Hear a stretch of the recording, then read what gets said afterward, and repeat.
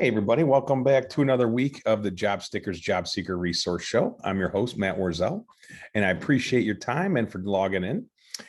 Today, I'm actually going to do a on-the-fly reaction to the Quora questions. I know if some of you aren't familiar with Quora, I have used this approach before in previous shows, but essentially Quora is like a Reddit where you're just answering questions and trying to provide thought leadership and subject matter for folks that have questions, and it ranges all over the spectrum of life. So it's not just for job seekers. So if you do need to know answers to how to invest in cryptocurrency or something that might be interesting to you that you're not sure about the subject, jump on Quora, post a question, and you'd be surprised how much just thought and information goes into those. So today we're going to kind of just jump in and start answering some questions on Quora. So I'll refresh here. Let's see if we got the latest questions.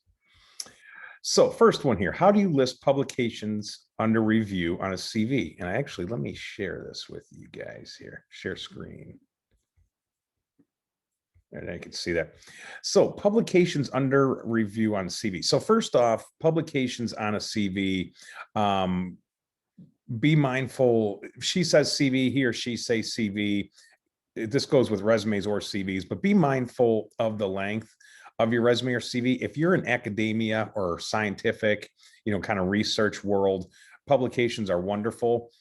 If you're somebody who are maybe just involved in, like, let's say a business that's not related to like content or anything like that, you might want to consider even listing them. You might just have a blurb that says on the resume, published 34 pieces of work with list available upon request or something like that. If you do list publications and it is within a proper kind of segment where it would be acceptable, the best bet is to, if they're under review, is to just have a subject header that says publications, and then you can have a second one that says publications parentheses under review and then listed as such. But again, be mindful if you are going to be publishing publications on your resume or cover letter, or excuse me, CV. How should I write a cover letter for a proofreader internship position? I have the skills, but I don't have any relevant experience. Okay, so first and foremost, if you don't have any if you have the skills and you don't have any relevant experience, that's okay. You might be an early career professional and this is your targeted role. So we're going to have to kind of reverse engineer from what you see on that position, on that internship for proofreader. So go on that job description, look at the top tasks that they say the person will be performing. Usually the top 5, 6, 7 tasks are going to be like 70 to 75% of the work that you're going to be doing. So focus mainly on those. Although I would, again, if you have no experience, you might want to touch up on anything at all that you can relate to that job description. But if you have the description, look at it, then reverse engineer exactly what that task is and how you might be able to relate to that with those skills, and then write that sentence within the actual cover letter and on your resume. The biggest thing is going to be, the hard skills they're requiring, the technical skills, and then again, those tasks. Those are the big 3 things. You can't really nudge your way out of the technical stuff. Some aptitude is just a mandate. If you don't have a certain technical aptitude, this is a good chance for you to upskill, right? Maybe you can go and find a way to get that skill and kind of then include it. But so if the top 5 tasks for proofreading, maybe the first one is, making sure the edits are adhering to the, grammar, whatever style they're using. Go and write a sentence about how you use that particular style, AP style, we'll just say, in your day-to-day with your projects, and including, one particular win or one particular anecdote or narrative that relates to using that in day-to-day life. The experience stuff, don't get caught up on that. If it's an internship, a lot of times, they're not going to be expecting these folks to have every single thing that is listed on that job description. So just try to really fine tune your message to what they want in the person, in the candidate, using that job description. Next, let's see here. We'll do a couple more here. Do you need to use Calibri font in a resume? I'm fine with Calibri. I actually like Calibri. I've been using Lithotype. I like Garamond. There is a list that I published on my newsletter, or my newsletter, but also my blog, and I will post that within the YouTube video. All these calls are, again, on my YouTube channel afterwards. I got to plug that. But I'll put that list there of acceptable fonts. You can even just go run on Google. There's a ton of articles about this from other colleagues of mine. And if you start kind of putting them all together and seeing which ones everyone is agreeing on, you can't go wrong. But Calibri is fine. Totally acceptable. Do you need prior experience for an internship? I just covered that. So I would say no. And I would just, again, work on what's those transferable skills and achievements that will excite the reader, the person on the end.